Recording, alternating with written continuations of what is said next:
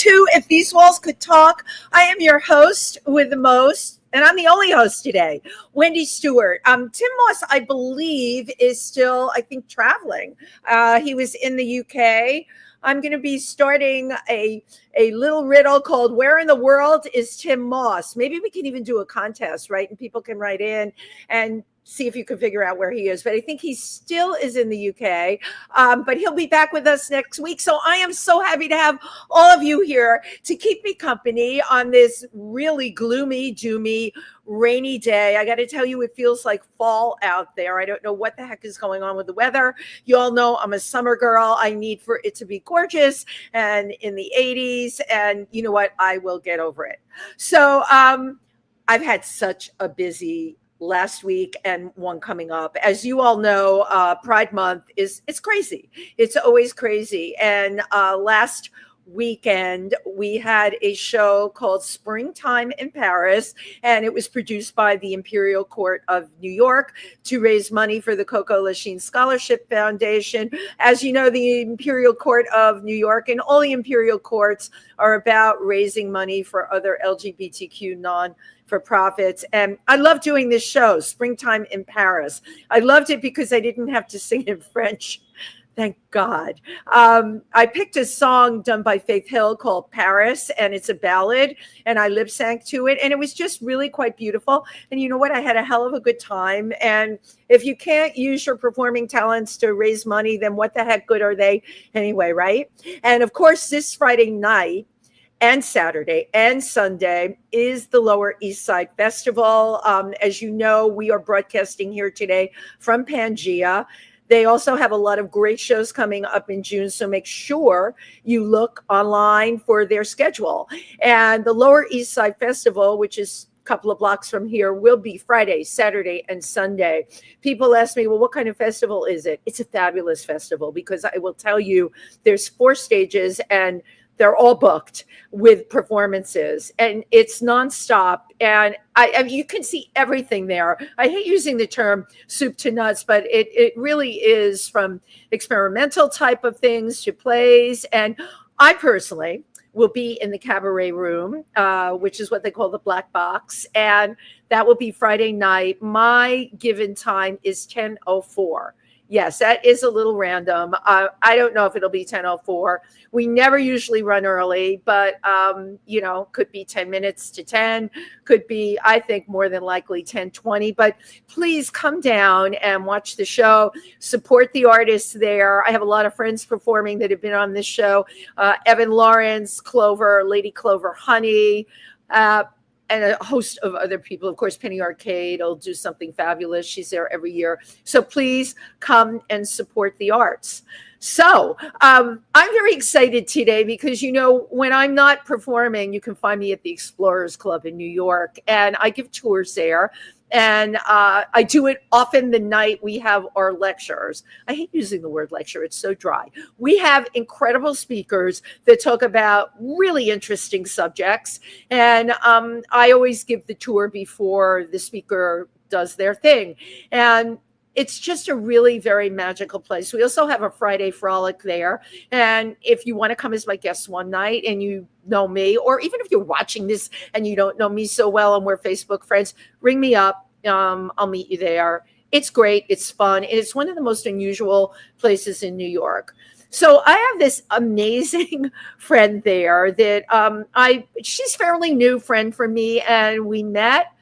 I think it was either at a lecture or maybe at the bar, more than likely at the bar. And she did something that was so unusual to me, and I'm finding is more and more usual. She had retired from her corporate job. She's young, okay? And as I like to tell people, it's all ahead of you, okay? You should never think, I left my job, I'm going to go out on a golf course and play golf. Or as one of my people that I know says to me, Wendy, why don't you move down to Florida and play tennis? I would rather stick an ice pick in my eye. So she obviously had left her job and retired and now can do whatever she wants. She chose to take an extraordinary trip based on a lecture she attended at the Explorers Club. This speaker of course, was Patricia Wright, the world-renowned lemur expert. I think most people know what lemurs are, but if you don't, those are those cute animals with the big eyes. You've seen them, and you can always Google it. There's so many different kinds of them.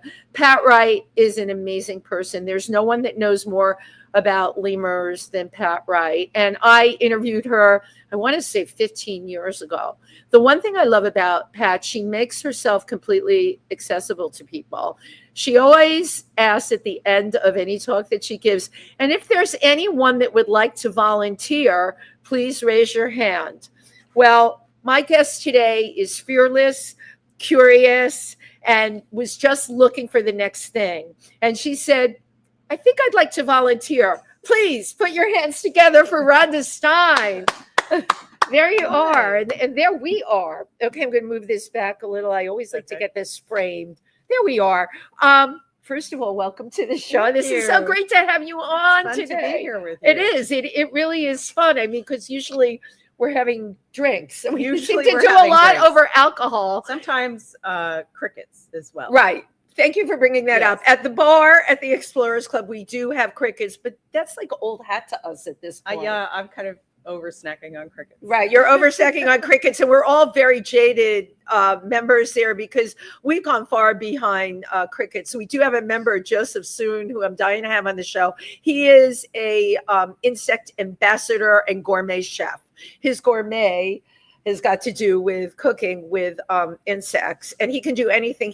They're delicious. Well, I really love the grasshopper mojitos. Did you try those? I did not try the grasshopper mojitos, but I loved the tempura cicadas.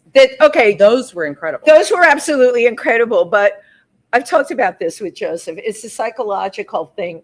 I don't want to see the wings and the legs. The mojitos were great because the grasshoppers were ground up. Oh, okay. You couldn't see them, and it's the texture. You don't want to feel the legs in your mouth. You know what I'm saying? True, but the cicadas tasted like shrimp or something like that. I like that. They were really good. I guess, if you think about it, shrimp, we're conditioned that shrimp are okay, but they're kind of icky.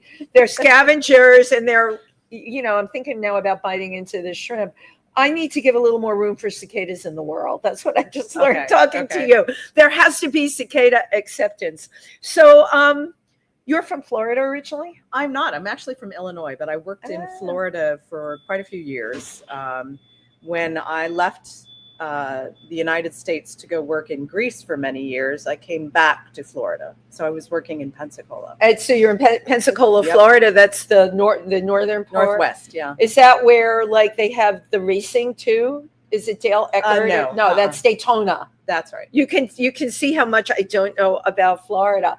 But I had no idea you worked in Greece. I did. I worked in Greece for 10 years. Okay, that's huge. What were you doing there? I worked for Navy Federal Credit Union. Okay. I was the branch manager at the branch on base at NSA Suda Bay in Crete. Oh, so that's kind of really cool because when you go anywhere with the armed forces, it's not like being so much a stranger in a strange land because you can go off base and do whatever you want and tour. I lived out in town. Of course you did. Unaccompanied tour, and actually had a very large house and had 2 children while I was there. So your kids, My who kids are I've great. met, her kids are great, and I met your kids, and they were born in Greece. Yep, they are Greek citizens as well as U.S. citizens. And are you a Greek citizen? I am not. From the time so you just can't say, hey, I spent some time here and now I want to move here? No, I can't.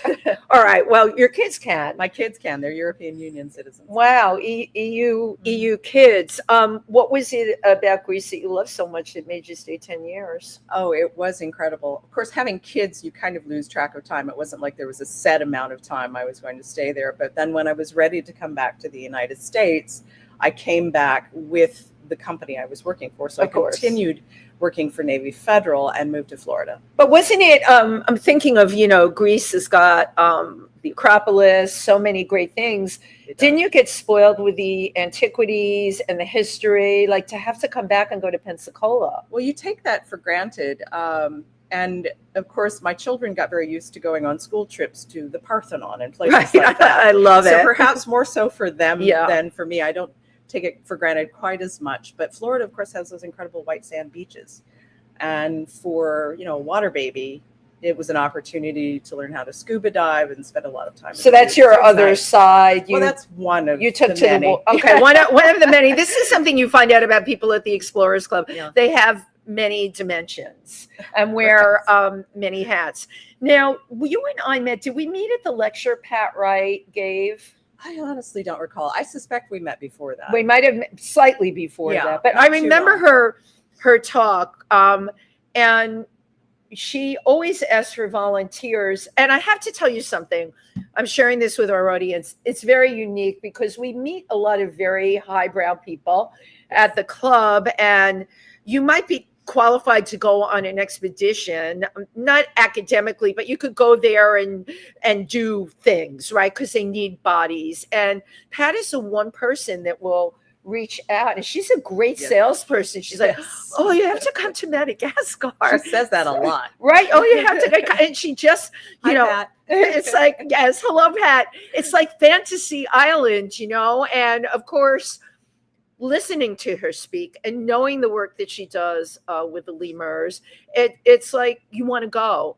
And well, you took the bull by the horns. Yes. So I was at a talk that evening, and Dr. Wright said that she was looking for volunteers. I had been talking about around the club about wanting to find a place to actively volunteer using my skills from business. Yeah, of course. From before that even. And magically, as these things came together, Dr. Wright needed people to go out to Madagascar. So at the end of that evening's talk, I waited patiently in line while all the people who had some experience. There's a line. There's a line. At the end, always. I waited patiently as all the people who had experience with lemurs went and talked to Pat, and I had no experience with lemurs. And I got up to the top of the line. I said, Dr. Wright, I'm not a primatologist. My background is in operational support and finance, and I'm actively looking for a place to volunteer. And she said, when can you come? Right. And that's what makes Dr. Wright so special. Because you know what? We all have something we can offer. Yes. And it's got to just be recognized. I completely believe that. And she did. And she did. Well, and the fact of the matter is that Dr. Wright runs a very large research station in Southeast Madagascar with over 130 employees next to a national park. So it has, a dozen departments and all of these different things going on, international researchers coming in and out. Incredible. There's a lot happening there. There's a lot happening. What is her center called again? Centre Valbio. It's the Center for the Valorization of Biodiversity. And translate that into... they're studying International Biodiversity Research Station. And they're studying, for people that I don't always take it for granted when we do our Explorers Club speak.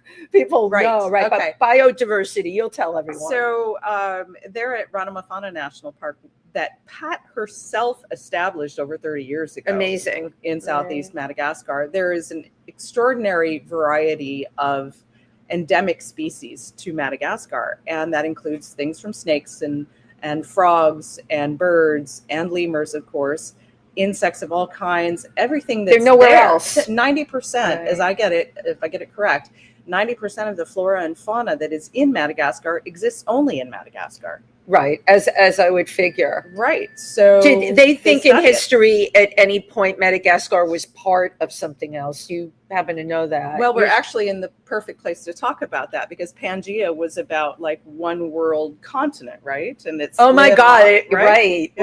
And it's split off. So if you get the opportunity to hear Dr. Wright talk about continents splitting apart, then basically, again, I'm not a biologist or a primatologist, but at some point Madagascar effectively ended up as a raft and floated away from things and to things. And so things came to Madagascar.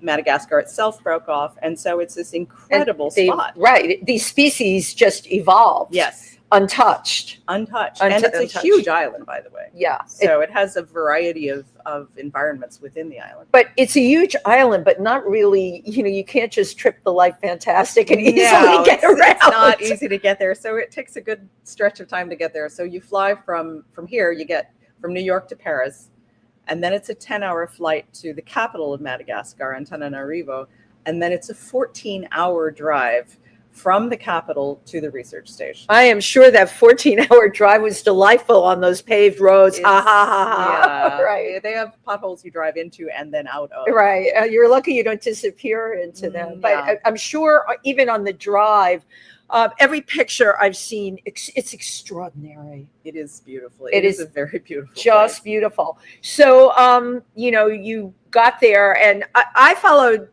vicariously Rhonda's whole trip on Facebook. God bless Facebook for that, because I love nice. your posts were great. And I watched you go from when you arrived, you were like, yes, this is like so amazing. And this So is my excited. room. And, Yeah. and you know what, how cool to be able to I felt like I went through your first excitement with you. I walked into the research station, and as you walk through the research station, there's a large balcony on the back. And I got out in the back, and you're looking out over the rainforest and a river, and it's the sights and sounds and smells. And I turned to Dr. Wright. I said, thank you for building this for me, because it was mind boggling. And I remember your pictures of the river. Yes. And you put video up too. Yes. Right. I sat on the subway looking at the pictures of the river. And it was outside my bedroom window as well. Amazing. So at night I could hear that. You sound. could hear that water so beautiful. at night. So, you were at the center, Mhm. which is, you have food there, you have bathrooms. You have everything there. You have all what we call, pardon the pun, creature comforts. All of those. They're all there. And what did you do your first couple of weeks? So in the first couple of weeks, actually, there was a group from The Bachelor who had arrived. I totally love this. How random is Same that? time. Right. So Blake Moynes and some others were there, and they were making content for their social media. And so I hung out in the jungle with the kids. And I love it. And we ran up and down the jungle, and it was hard to keep up with them.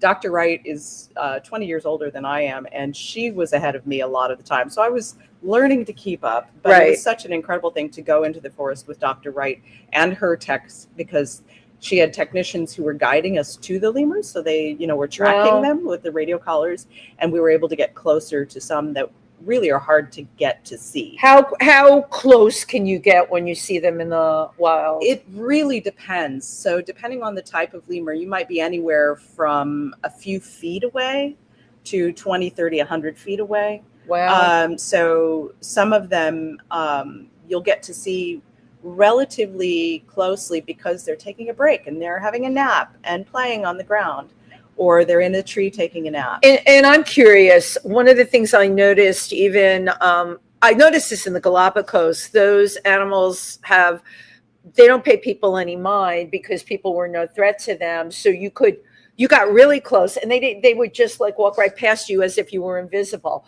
Did the lemurs react to you being there? They did. They did. And so they're socialized to a certain extent. They're used to researchers being around, Yeah, I would think, and observing them. So they don't really freak out because they don't think you're going to try to hurt them. But then from time to time, honestly, they would come through the research station. Amazing. So there was one morning at breakfast, it's 6 a.m. I always got there too early for breakfast, and I'd hang out looking over the river.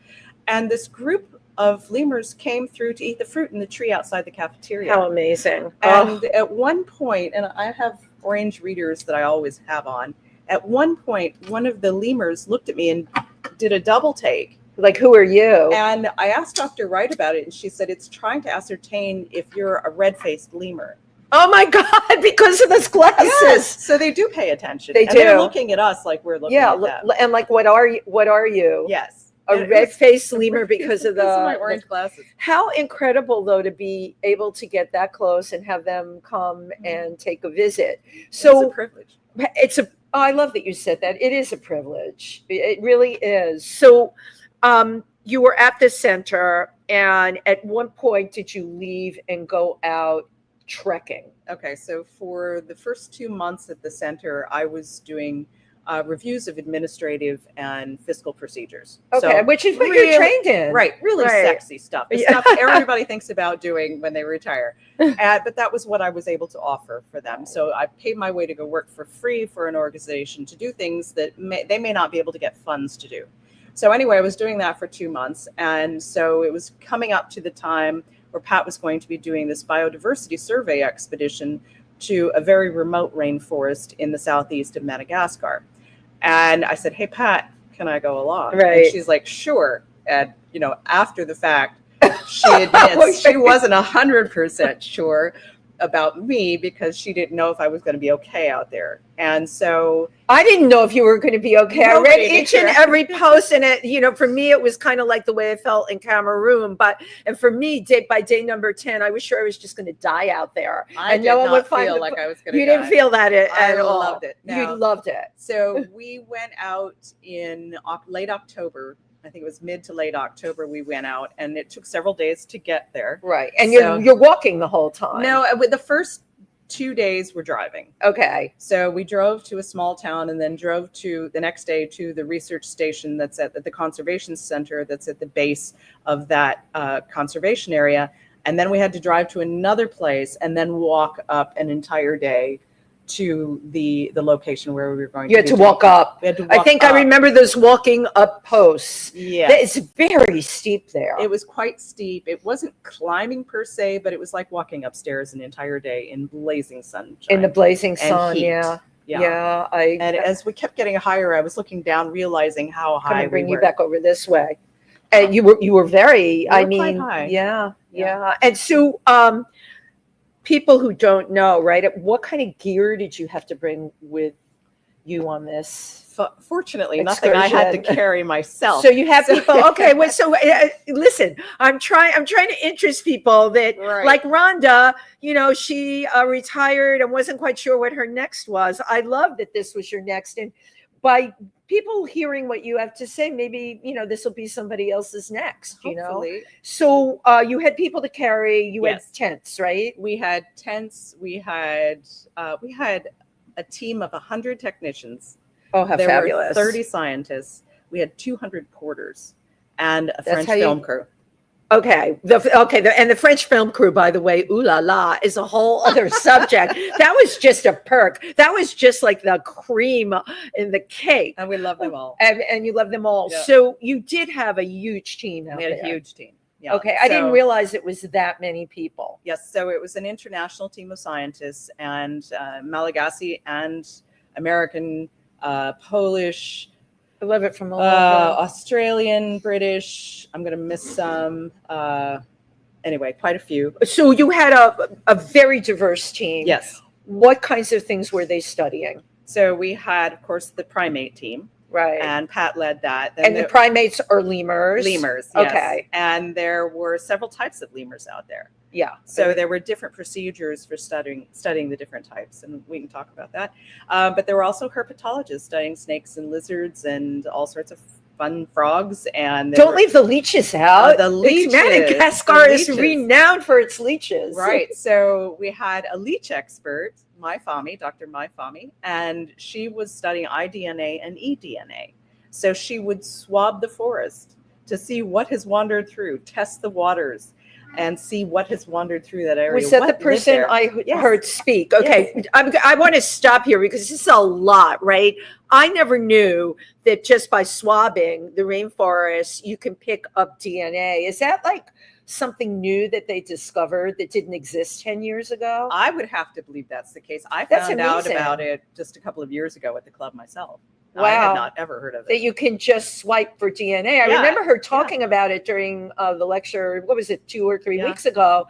That is really quite amazing. It's kind of fun to watch, too. The first time you see her, you're like, what the heck is she doing? She's got a Q-tip, and she's out in the forest wiping leaves. And she's got a timer set because she has to do it for a certain amount of time. Okay, but wait a minute. If you're a lemur and you commit a crime, you're done. You're screwed. You're screwed. You're toast. Yep, you're not because they can tell, or any insect or any kind of misbehaved life form out there, they can tell everything about you. Yeah, they don't actually have to see the animals to know that they live there, and that's what's so incredible. Okay, that's really amazing to me because being out in the field with wildlife myself, as they say, no one gets paid to show up.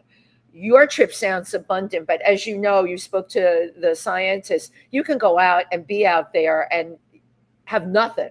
Right. And that happens. Yeah. And so we spent weeks for them to try to cite the lemur cata. and we could hear them in the distance and not see them. Okay, what is a lemur cata? The ring-tailed lemur, the really cute one with the black and white. Oh, a lot of people know that lemur Yep. because I've seen them, unfortunately, And in cartoons. And cartoons and in zoos, right? But so that's who you were looking That for. was one of the types, and there were the mouse lemurs and the dwarf lemurs. Right. As well. You love. I remember you posting how they're really cute. Can you show us with your hands how big they are? So the mouse lemur is about this big from nose to bottom, and the dwarf lemur maybe about this big. But they also have all hands. They have 5 They have fingers. little hands. They have 5 fingers, and they're so cute. So the mouse and the dwarf lemurs at night, the team would set traps baited with fruit. I was very jealous because we didn't have enough fruit for the humans. I know she did write that in her post. But it's about the lemurs, Rhonda, not about you. I know. I was like, I want a banana too. But then they would trap them in the morning, go back to those traps. During the afternoon, would test the lemurs and put them through a battery of physical tests to determine what type of lemur they were, to determine their strength and their curiosity and their agility and their weight and their size and all of these things, and then chip them.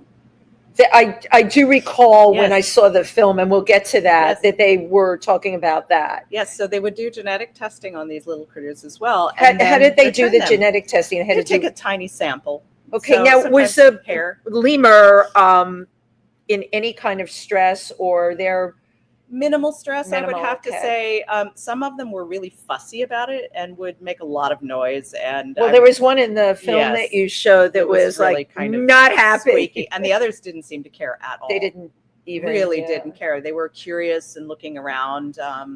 And once in a while, one would just get really feisty and act up. But I mean, they were then returned to the same place where they were initially trapped at the appropriate time of day as well. So they went home. So this is in science really what we call very controlled. Very controlled. Yeah, very controlled. And they were only handled carefully by technicians whose job it is to do that. I love it. My God, I'd love to be a lemur tech. What do you do for a living? Interesting job. I handle lemurs for a living. I know quite a few lemur techs. You do, they're fun folks. They are fun. You would have to be because you get into the whole lemur thing. Well, and just to be able to handle these little animals on a routine basis. The gloves are like chainmail because these little critters are not thrilled about being handled. And the teeth are sharp. And the teeth are evidently sharp. So you don't want to get nipped by one, I don't think. They don't carry rabies or anything, do they? I don't believe so. No. I got the feeling Madagascar is such an enchanted place. There's nothing there that could carry disease or rabies or any of those things. I did get a rabies before I went, but I think it was more because of dogs. Preventative for the dogs, yes. The local dogs aren't necessarily protected. So what were you doing? You were with all these scientists. So what was your job? So on the mountain, I was the jack of all trades, master of none. So anybody who needed anything, if you needed something, you had a problem, you came to Rhonda and we tried to figure it out. So Rhonda, the go-to girl. Right. I had a bag of tricks. I had tools. I had repair kits. You had it. You name it, I had it. And so everybody get used to calling me the Swiss Army knife, the solution. I love it. And so I did whatever needed to be done. And it was great fun.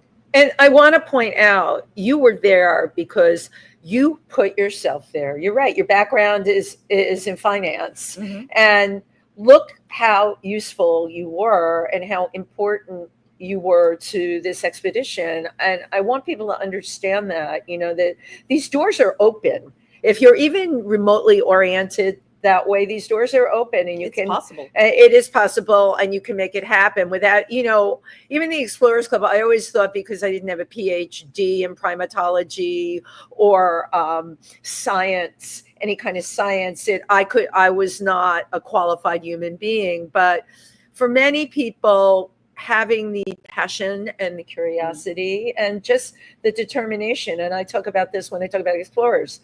You're an explorer. You were determined. As it turns out, no one was more surprised than you. No one was more surprised. So on this part of it, it was very hot every day, right? It was initially very hot. For the first 5 days we were up there, it was really hot. It was in the 90s or so during the day, very little rain. And this is a rainforest. So that was not a good thing. No, it's not. This is climate change. Right. That was absolutely evidence of climate change. It was a month into the rainy season already, and it was getting into the rainy season, and we should have had a lot of rain. And unfortunately, due to those dry conditions, when a fire was started, then we had a real situation.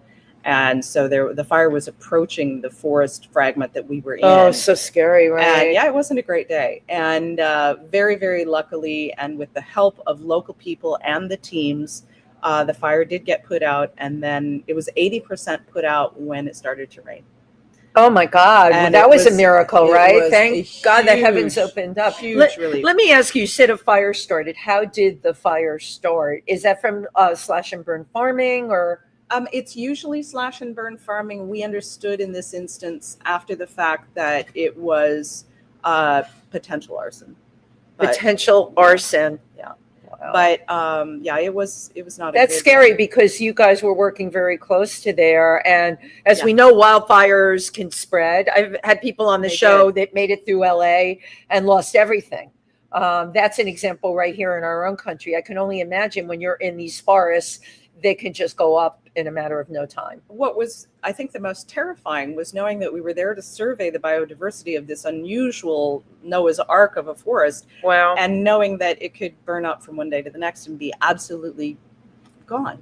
Now, this is the forest, and you can correct me if I'm wrong, that Dr. Wright discovered. I've been calling it the Lost Forest or Shangri-La, but she discovered it. She found it. She found it. Of course, the local population knew about it. Well, the local population they always all knew about that. Right. But it was, it had been surveyed to some extent, I think 100 and some years prior.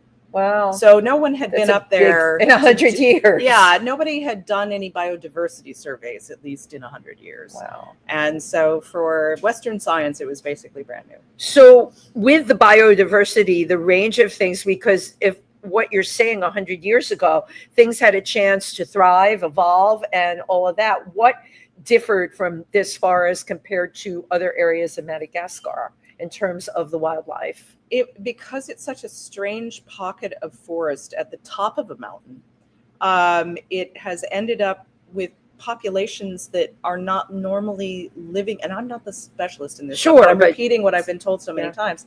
Populations that are not normally living in that kind of climate. Wow. So different types of animals from different climates across the island are coexisting in this space that they don't do anywhere else. And it can't be that big. I mean, obviously it's a forest, it's big enough, but it would seem to me you have a lot of different kinds of animals near each other. Yes. But it's a complete ecosystem. So there's everything. It's a complete ecosystem, right? And this is what happens when you don't touch things, when you don't interfere with things. Yeah. We don't mess it up. It'll be just fine. We don't mess it up. So at this point of the trip, I want to reference the part of the trip where you realized you needed more sardines. I did. I needed because you can never have enough sardines. Right? So when we went into camp the very first time, we were carrying some fresh beef. I wasn't carrying it. The porters. There was you had real beef. We had real beef for the first 2 days. There's no refrigeration there. No, I know. And we have some live chickens. So we had chicken for a few days after the beef. When the chicken was over, there was dried fish that was available and some eggs. So those things all ran out over the course of the month. So they lasted like a month. They didn't last a month. They didn't even make a month. Did they make it 2 weeks? They made it maybe a week and a half. Okay. We were running low about the week and a half mark. And we did get resupplied, but I can tell you that I was very happy I had a couple of jars of peanut butter with me, some dried fruit, and a few tins of sardines that I also ended up gifting to other members of the crew. Oh, I love that, of course. I mean, some of the guys were really suffering from the lack. That gorgeous French film crew was suffering. I could not bear to watch them suffer. Honestly, I would have given them my sardines too. They didn't get the sardines. You're so cruel. It was the young Australian gentleman, Flynn, Lily's partner, and Matteo, the herpetologist who ended up You covered them. Yeah. They were losing weight very quickly. They were gifted the sardines. I know, listen, from when you started it, and I followed your trip, you were like, I'm like, oh, Rhonda's not getting enough food. Well, I was hungry, but I also learned that I could live on less than I was used That to. you thought, yeah. And also, since we're all in the same bucket and the local population was eating far less than we were, it wasn't something I felt like one should complain about. Right, exactly. No, I love that you brought out that point because, yeah, the local population, Madagascar is a very poor country. Yeah, it's and subsistence farming in many places. And people don't have a lot there. No. So, yeah, I hear you. So at this point in the trip, it started to rain. It started to rain and it did not stop. It did not stop. You and went it from got extreme cold. heat to, and then cold and down. Yes. You had your little tent, right? I had my lovely little tent. And my tent, out of all of the tents, was the only one that did not leak for the entire duration. Yes, Rhonda. And what made your tent special? Did you like research your tent? Don't know. I donated that tent in Madagascar, and I've subsequently bought one of the same brand that's slightly larger. It's a Eureka, by the way. Eureka, shout out to Eureka yes, Tents. thank you, They make Eureka. a seriously good tent. And so it was really wonderful not to be wet at night, and I really don't know why it was better than the rest, but it was. And people were wet day People after were day. wet. That would completely push me over the edge. I don't like that feeling. And it was cold. And you can't dry your clothes out. I have to. No. You can't even bring your clothes because nothing dries when you're in Nothing those dries, conditions. no. You're So- putting on wet clothes every day. Yeah, the same clothes anyway. So It's the didn't really same matter. clothes. Yeah. It's like, yeah. The wool was important. I was very grateful for my wool layers.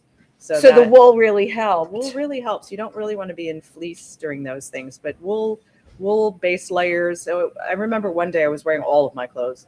Oh And God, I don't mean to laugh at this. no, but I had No. on wool base layers and pants and waterproof pants and a silk turtleneck, a wool base And you were layer, and a sweater and a vest and a jacket and a hat and gloves and scarf. And you were fine. I was fine. And you were fine. I'm sure, though, not everybody thought to bring that. Most people did. They did know the yeah. conditions. But again, the local population, the porters who were coming to Well, of take course, yeah. down a group that was departing, some of the botanists were getting ready to leave. They were wearing T-shirts I and know. thin cotton garments and no shoes. Because being in Africa, the local people always amaze me. The guides, they're acclimated, totally Well, different. They also had nothing else. But how But much they you were have to- cold. You could They tell were cold, but they still it's not like it amazes me. There's a strength in people. I think it's also that the human condition is such that if you don't have an expectation to be warm, perhaps it's not that it's easier, but you're resigned to the situation. I mean, okay. Now we're getting into the whole thing where different brains in different parts of the world. Is there something in their brains, the way they react, because they just live in those kinds of conditions, Yeah. as opposed to us, where mentally our brain is telling us something else. It's like, we shouldn't be cold like this. We shouldn't be too hot. We shouldn't be. You have to really wonder. That's a whole other thing. I don't know if We there's need any structure to the human brain about that. I think it's more just that you're not going to get warm, and you know it. And you totally know it. So, did you make any incredible discoveries while you were there? Did I personally? No. No, but your group. There were new species being discovered every single Okay, day. so that's Every amazing. single New day. species every single day, which Yes. is why we have to take care of our planet. Is there a new species of lemur you want to share with I us? hear rumors. There's rumors of a new species. So of lemur. look for Dr. Wright's publications. And when can people expect that? If they do a Google search? I think one has already come out or is just about to come out. Okay, So, they yes. can Google like new species of lemur. Just Google Dr. Patricia Wright and you'll Got find it. something. Who that in this new lemur? Now you got me excited. Is it one of the little ones or it's a bigger one? TBD. Oh my God! She has Very me. cute. I promise it's cute. It's very cute. You know what? I have to tell you, all lemur. There's nothing cuter than a lemur. When I was advertising this on my social media, and your picture was so cute, but I put a lemur next to you because who doesn't love a lemur, right? And so in your group, now you've discovered a new species or whatever, then what happens? At some point, people started leaving, right? Yes. They had to get back. Yes. So Was that the French film crew or the scientists? the scientists rotated off in various chunks. So as we started to leave, I ended up departing a day in advance of the film crew. Dr. Wright had already left. Dr. Fahmy had already left.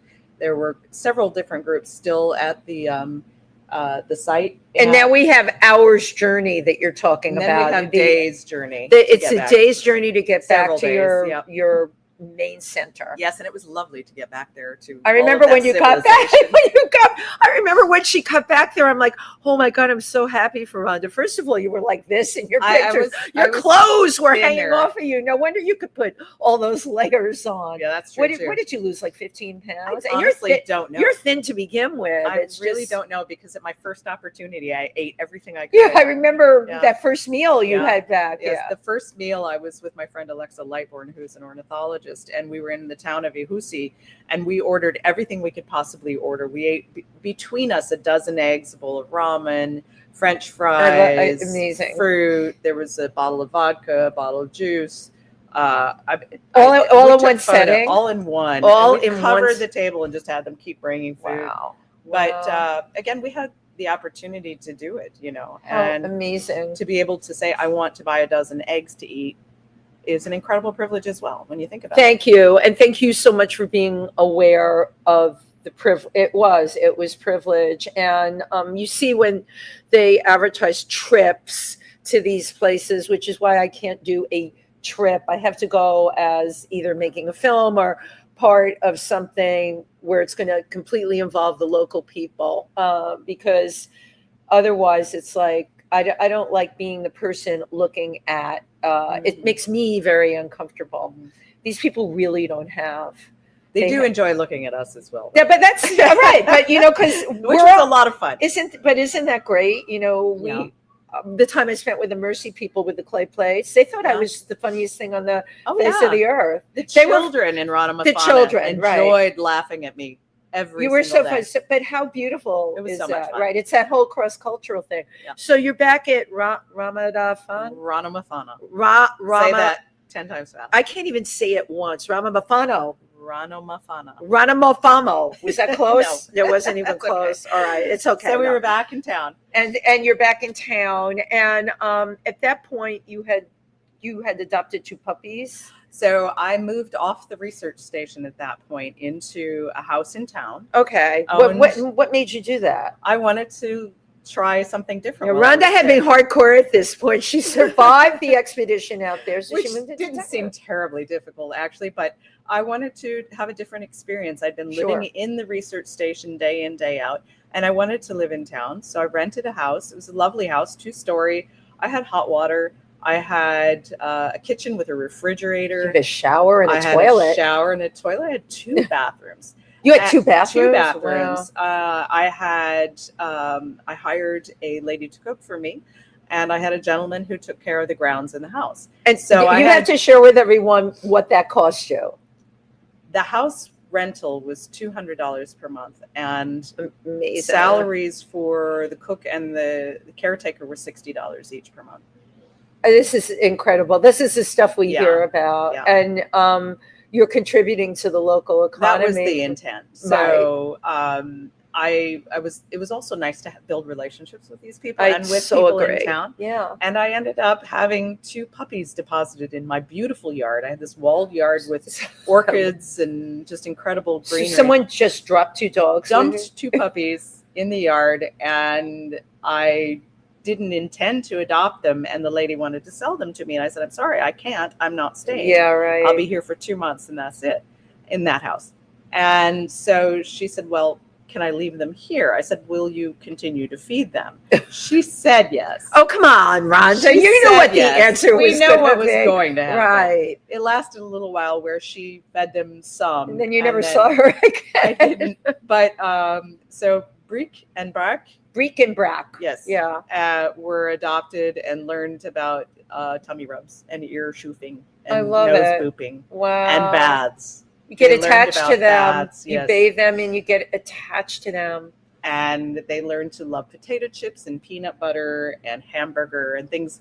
I think you put them on an American Malagasy dogs American diet, French fries. They got everything I ate. Wow. And so when I ran out of dog food, I only managed to buy a bag of dog food once.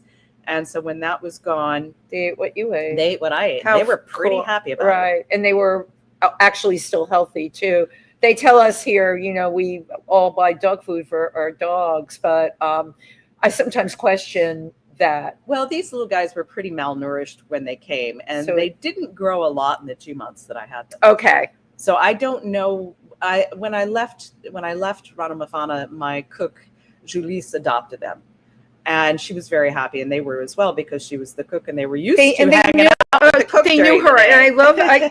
There's so many components to your story, Rhonda, because it wasn't just that you put yourself out on a limb and experienced something that you had never done in your life, but it's the way you interacted with your environment, from the expedition to the local people. They gave you a lot, and you took absolutely. And you took it all in. You knew the uniqueness of it.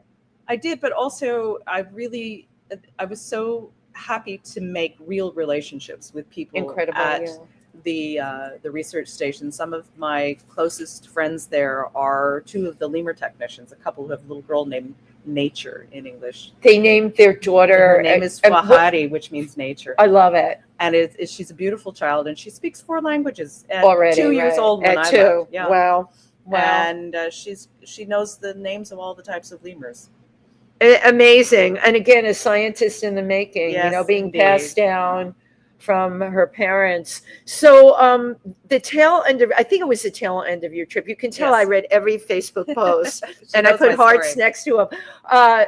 You went out with the doctor, the medic, to yes. the villages. Yes. So in my final 2 months in Madagascar, I spent most of that time working with either Dr. Wright, supporting her efforts, but also I went on a medical expedition with a doctor, a nurse, a technician, and a cook to 3 of the villages surrounding Rhonda National Park. And to get to these places, there's no road. So we walked. Yeah. And we took dugout canoes, and we walked some more. And so it took hours to get to each place. And then while there, we lived in the public house of each of the villages. And that's interesting. Mm-hmm. So each village had a public house for at least one. At least one. That's wow. And they hold their, when they have funerals or when they have other ceremonies, that's what they use them for, is housing and for ceremonies. And then so we would set up shop, as it were. We would set up clinic, and the doctor would see patients for a day and a half in each location. And so we saw a total of about 250 patients over the course of 11 days. And that's a lot of people. What kinds of things did you find? I mean, this is people who were malnourished. Yes, definitely malnutrition. Of course, it was malaria season. It was rainy season. Right. So a lot of malaria. And I want to stop at the malaria thing, because that's something that exists all over Africa, Asia.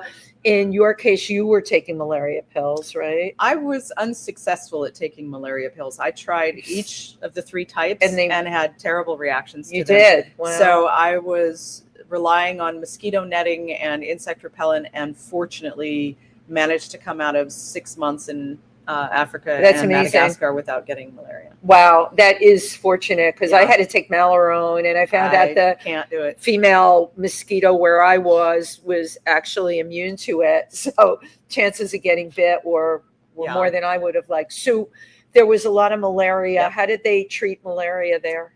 They have medication for it, which actually works very quickly. Yes. So you would see these little kids brought into the clinic, and they were just drooped. Yeah. They had no energy. High fevers. They were just absolutely miserable. And within hours of taking the medication, they're running around like normal little children do. I think that I love that you're sharing this, because I think people need to understand the conditions in these places that we go to and how quickly it can be turned around. And the doctor was always annoyed, because we would hear the children parading, thumping around the village all evening, and he was like, they should be indoors, because now is when the malaria mosquitoes are biting. Right. And he didn't like it, but I mean, the sound was joyful. Yeah, I mean, these But, little kids were yeah. recovered. What other kinds of things were there? Typhoid or? I didn't see any typhoid, I don't recall, but there were conditions that were really specific to the age and sex brackets. So at a certain point, you would see malnutrition, you would see vitamin deficiencies, Of course. There was some arthritis, there were a lot of STDs, and just kind of a whole spectrum of things. But the life expectancy there isn't terribly high. That was going to be my next question. What is the life expectancy? I don't recall off the top of my head, but I can tell you that when I was out there, people could not understand how old I was because my age is really unusual for them. And for them to see a woman, at that time I was 59, and they could not understand that I was 59, had my teeth like this, and was able to do the things because when you don't have great medical care and great nutrition and wonderful conditions throughout your life, you're going to wear and tear quite a bit more. Oh, and you're gonna die young. Chances are you're gonna die young. I'm curious. The medication for the malaria, the government paid for it? No, that was paid for by donors. The donors to the I medical did team. that in the Omo Valley in Ethiopia, and it was out of pocket. You know what it costs to treat a kid with malaria? Not much. $10. Yeah, it's not much. $10. Otherwise, they die. That's what blew me away. I had no idea. And at the clinic, the kid's father wanted to pay for the child's treatment with a cow, and they wouldn't. It was either a cow or a goat. You know how it goes. And I'm like, how much is this? And it was just $10. I cannot believe even now that we can't conquer this all over. I was very grateful to the donors for the medical team because the money they give for this team to go out and address these issues, it's really quite difficult for family to take the kids to a regional clinic because it's so far away. It's everything 3-4 hours walk away, and you have to stop work to do that. So unless it's really the end, people don't go to the clinics very much. But often you don't know that it's the end, and babies get very sick very quickly, and then that's it. Yeah. You know. And unfortunately, we ran out of medications while we were out there. I think I recall that happened. And do you go back and get more, or that's it? Yeah. We did send someone for backup supplies, and we were able to treat more people that way. It was just heart-wrenching, though, to see. There were times we had to turn people away because we didn't have any tests. Right. And we couldn't give medication if we didn't test them first. Right. So there were a lot of catch-22s out there. It's hard. You know, you'd like to see these places some way, somehow. We love the beauty of them, right? Mm-hmm. But somehow get what they need on a regular basis. Either government subsidized, or I know in some of the African countries there's now more government subsidy, but it seems in Madagascar that's not happening.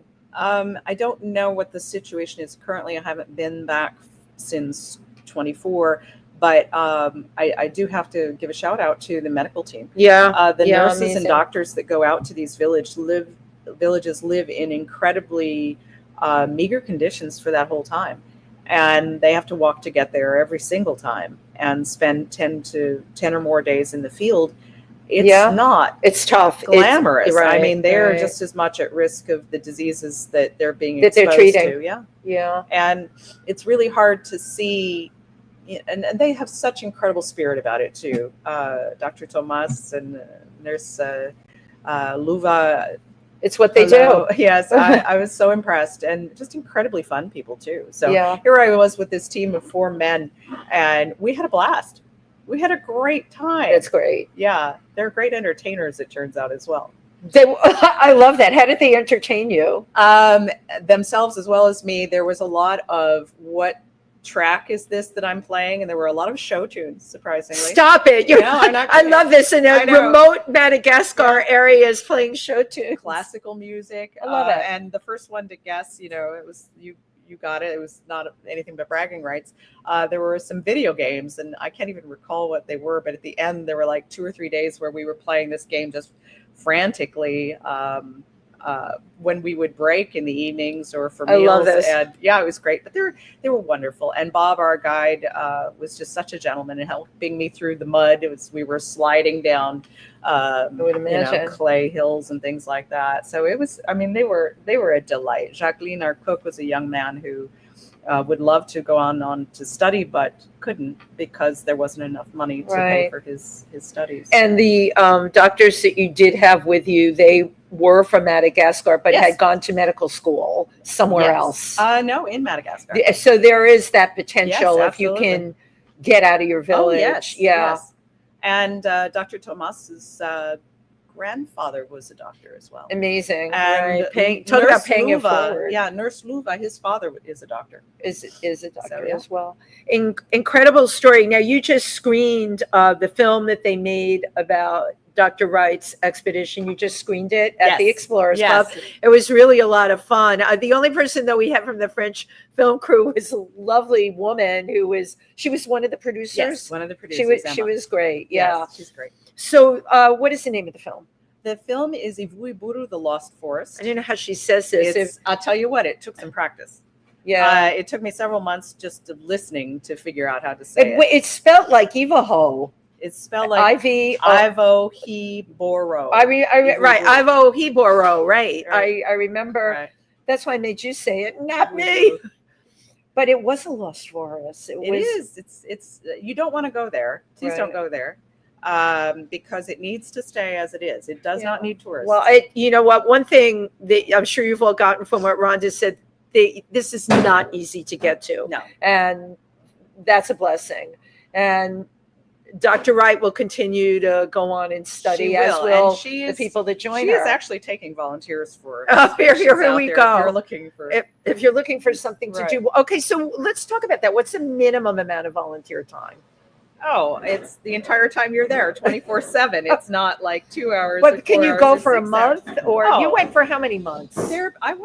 I was in Madagascar for 5 months. I took a break in December and went to Kenya and Tanzania. I remember when you did that too. But no, there's no specified amount of time. Right. I think people do go out and volunteer for shorter times. I was just there to do the work and to get as much exposure in the organization. I continued to collaborate with Dr. Wright and ICTE, which is her Institute for the Conservation of Tropical Environments at Stony Brook. I collaborate with them on a weekly basis. I love that. So I'm still pitching in and helping out wherever I can. There is some talk, maybe I'll go out there again next year to assist the new COO who's coming on right now.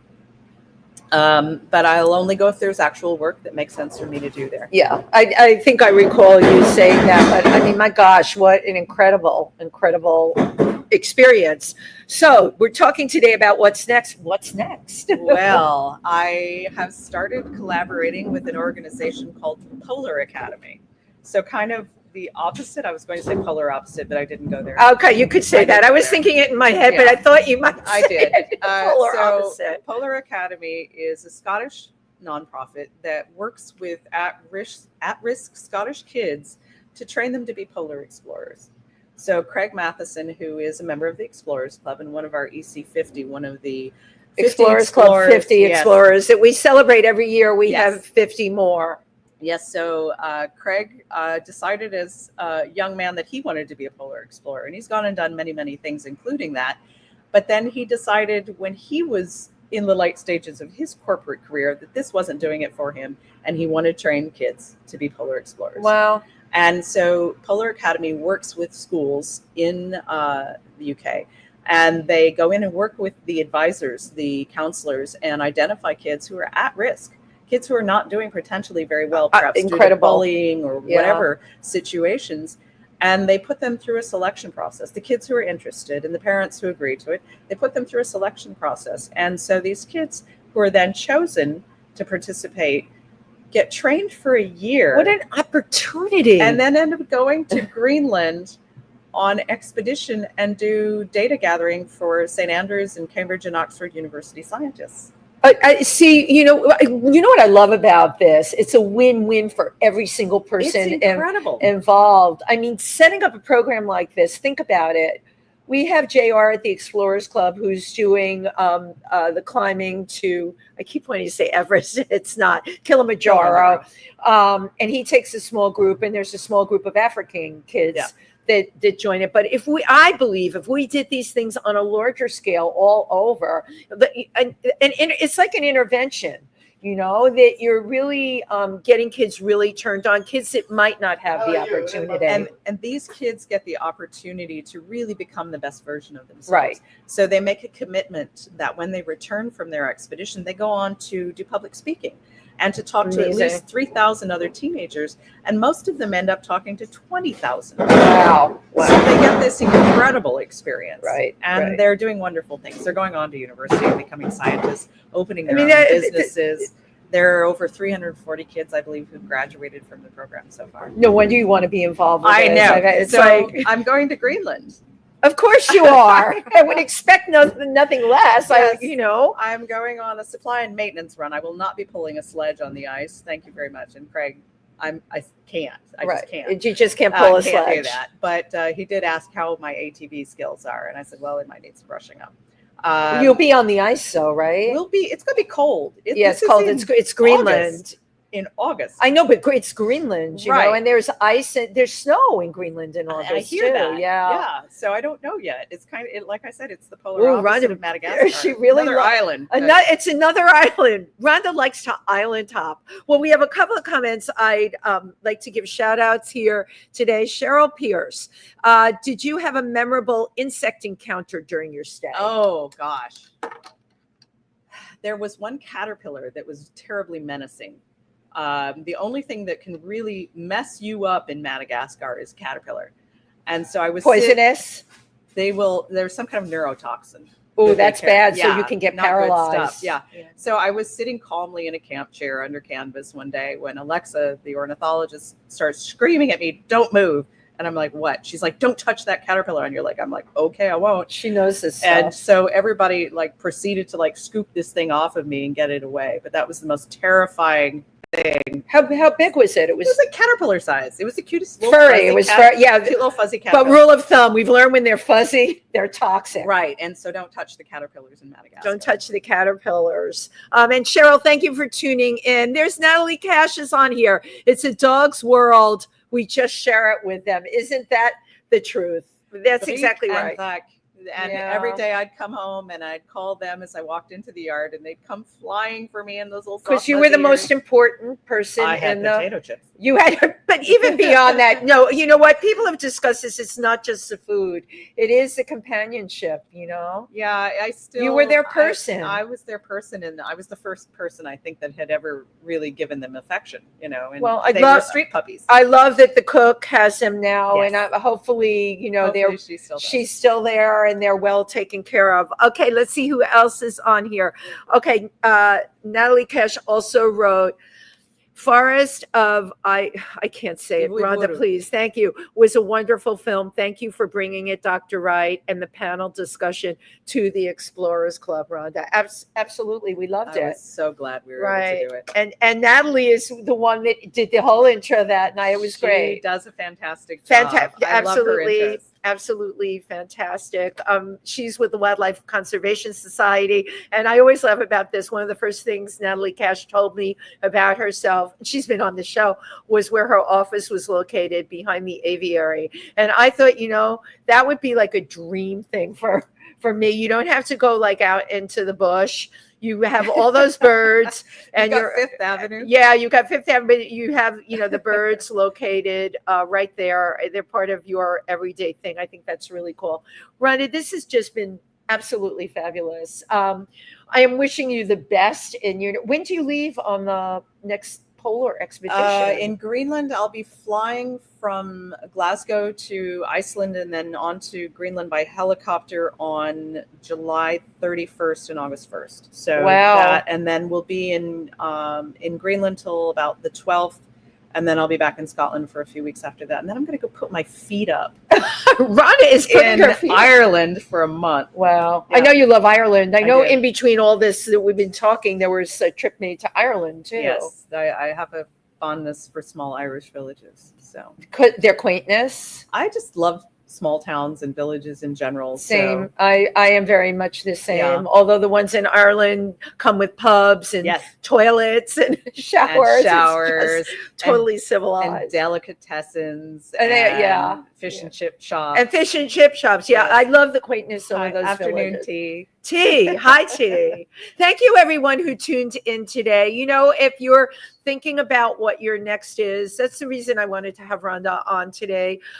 These types of things are doable. If you go out there and look for them, you totally can make them happen. All right. It's all ahead of you, and it's all about putting it forward. Thank you, everyone. We'll be back next week. Rhonda, thank you. Thank you so I always much. hug my guests. And privilege. wait, I mean, I always get to take a picture. Okay, I take a picture of us on screen. I know this is like really hokey. There's a way I can do it through the computer, but I don't really know how to do it. So I'm just taking a picture of us now. Cheese. Okay. Thank you, everybody. We'll be back next week. Goodbye.